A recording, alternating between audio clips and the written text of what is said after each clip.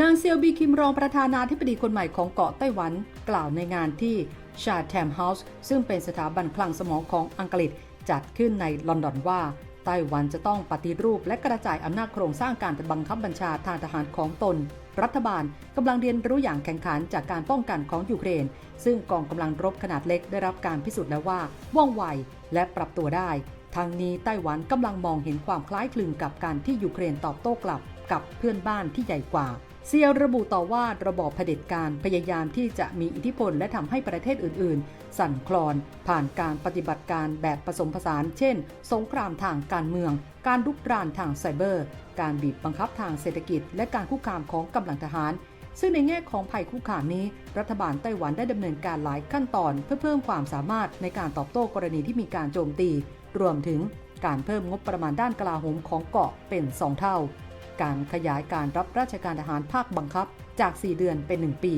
การจัดลำดับความสำคัญของการจัดหาอาวุธใหม่เพื่อความคล่องตัวและมาตรการอื่นๆซึ่งบางส่วนได้รับแรงบันดาลใจจากยูเครนเซียวกล่าวอีกว่าไต้หวันกำลังปรับปรุงคุณภาพการฝึกอบรมสำหรับมืออาชีพและมือสมัครเล่นเรายังคงลงทุนในอุตสาหกรรมการป้องกันประเทศและทำงานเพื่อสร้างกลไกในการแนะนำเทคโนโลยีใหม่ๆที่เกิดขึ้น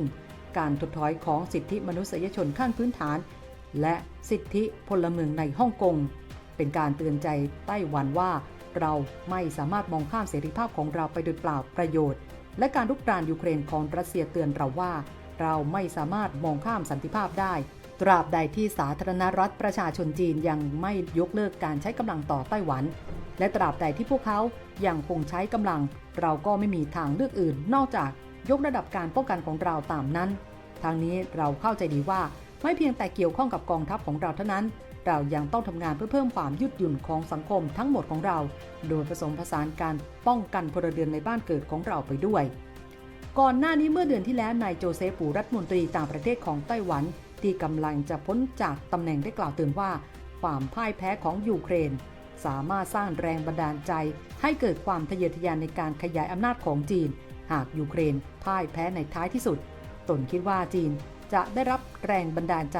และพวกเขาอาจใช้ขั้นตอนที่ทะเยอทะยานมากกว่านี้ในการขยายอำนาจของตนในอินโดแปซิฟิกและมันจะเป็นหายนะสำหรับประชาคมระหว่างประเทศทีนี้หน่วยงานข่าวกรองสหรัฐรายงานว่าประธานาธิบดีสีจิ้นผิงของจีนได้สั่งการให้กองทัพเตรียมพร้อมภายในปี 2027 เพื่อบุกโจมตีไต้หวันซึ่งสีเคยปฏิญาณรับประกันว่าไต้หวันจะต้องกลับมารวมกับแผ่นดินใหญ่อีกครั้งในช่วงเวลาที่เขาครองอำนาจและยังกล่าวอีกว่าเรื่องอนาคตของเกาะแห่งนี้ไม่สามารถส่งต่อจากรุ่นสู่รุ่นได้ขณะเดียวกันมีรายงานว่าสหรัฐและจีนจะกลับมาเจรจาเรื่องอาวุธนิวเคลียร์เป็นครั้งแรกในรอบ 5 ปีโดยผู้แทนจากฝ่ายจีนบอกกับสหรัฐว่าพวกเขาจะไม่ใช้อาวุธนิวเคลียร์ให้เป็นภัยคุกคามต่อไต้หวันหลังจากที่สหรัฐแสดงความกังวลว่าจีนอาจจะใช้หรือขู่ที่จะใช้อาวุธนิวเคลียร์หากเผชิญกับความพ่ายแพ้ในเรื่องของไต้หวัน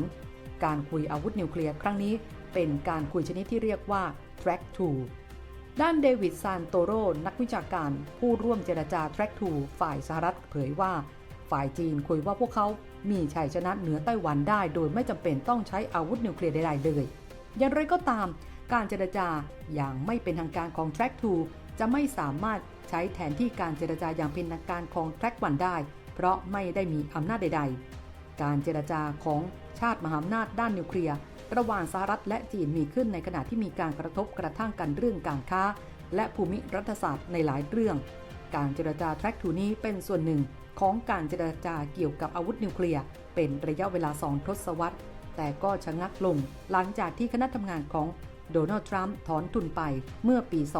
2019 ด้วยหลังการระบาดของโควิดนั้นได้มีการประชุมฝ่ายความมั่นคงและพลังงานแต่ก็ไม่ได้มีการหารือเรื่องนิวเคลียร์แต่อย่างใดนักวิเคราะห์มองว่าแม้จะเป็นเพียงการเจรจาของบุคคลที่ไม่ได้มีผลด้านนโยบายแต่ก็เป็นความสำคัญที่อย่างน้อยการเจรจาก็เกิดขึ้นได้ธนิตคลังเก็บนิวเคลียร์ทั่วโลกณต้นปี 2024 มี 9 ประเทศที่มีหัวรบนิวเคลียร์ประมาณ 12,121 ลูกสหรัฐและรัสเซียถือครองมากเป็นประมาณ 88% ของอาวุธนิวเคลียร์ทั้งหมดของโลกโดยอันดับที่ 1 รัสเซียถือครอง